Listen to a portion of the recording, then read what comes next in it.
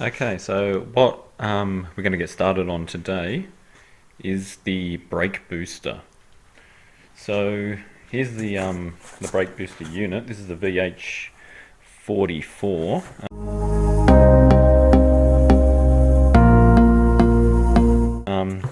I've just screwed these in for now because I was playing with making the actual fittings. So I'll just leave them there for now. We'll go through that as I use the tools.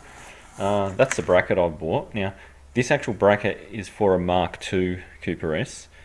And the reason why I got the Mark II bracket is because this, I believe, is a Mark II brake booster.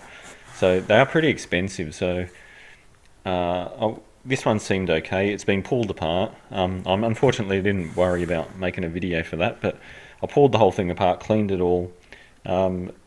The only thing I couldn't get is the actual new gasket for in here, so I've used made up my own gasket for that part. I've tested the pressure and the pressure seems fine, so hopefully it'll be okay. And so that's a unit, that's the bracket, and of course over in the car, some things I had to change were, because normally you don't have one of these, the breathers, crankcase breather on a Cooper S. It's normally on the inspection plates. So that's where it normally is, but that's the breather that I had on there, and if I had that one on there, it's sort of in the way, it sort of sticks up sort of here and then gets in the way of the brake booster. So I've put one of these forward facing ones on, and then that gives me a bit more clearance here. So the actual bracket will, because there's no holes there, and there's a couple of holes here, so those two holes would have gone onto the bracket that holds the front of it. That's on the Mark 1, and then there's another hole here, and it's possible that there's a lot of filler on that panel here. You can tell from the bottom, but the holes have obviously been filled, and even on the inside it's a bit difficult to work out where they would have been. But anyway, it's going to have new holes, so I'll sort of just give you a bit of an idea how it fits. So that goes, trying to do this with one hand without dropping everything. So obviously that bolts into the back there, and then I'll just show you the side view. Save that still. Alright, so obviously I've put it back this way to suit that actual setup, but I think originally this was the other way around, so that pipe came on that side for some reason, and then it may have been mounted upside down, or who knows, I just don't know. So I'll just show you how that sort of fits in the engine bay at the moment, because I'll need to drill new holes for that. So if I just sort of place it here, now the bolts obviously have to go in a bit further, but even in that position there, so I've moved the flasher to this side of that bracket. So if that bracket sort of fits flush against here, shouldn't be an issue, because I'm going to make up the new pipes anyway. But I can't really have it much more forward. So obviously when the bolts go in, we lose this gap, so that'll shift it across a bit. But you still need the height clearance for the bonnet to shut. So where it's sitting right now, that's sort of an okay spot. So first thing I'll need to do is mark the holes where it's got to go, get them drilled, and then mount it up.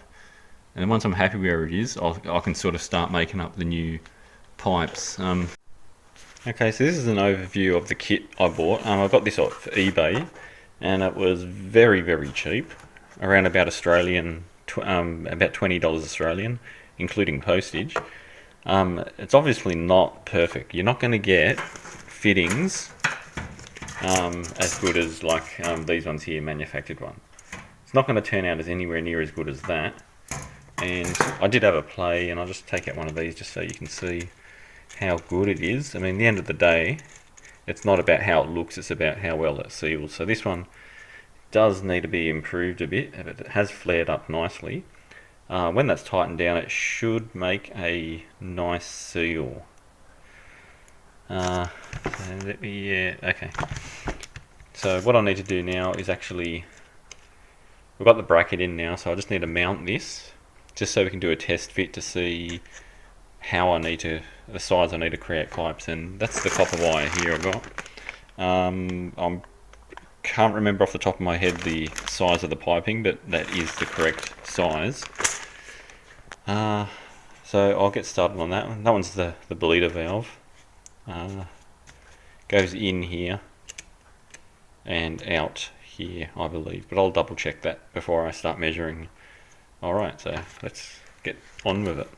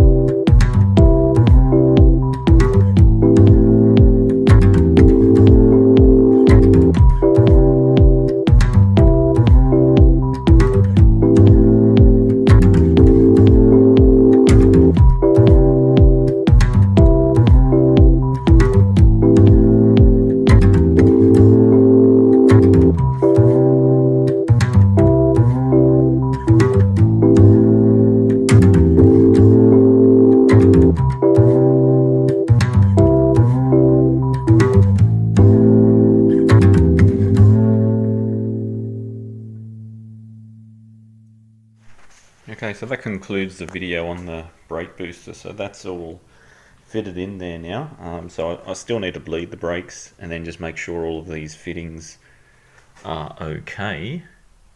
But yeah, I'll just wait until I get someone else to help me on the weekend to do that, because someone needs to. I need to open that, get the pedal pressed in, close that, let go of the pedal, and just keep repeating that. Guys, I just wanted to finish up the video for the brake booster.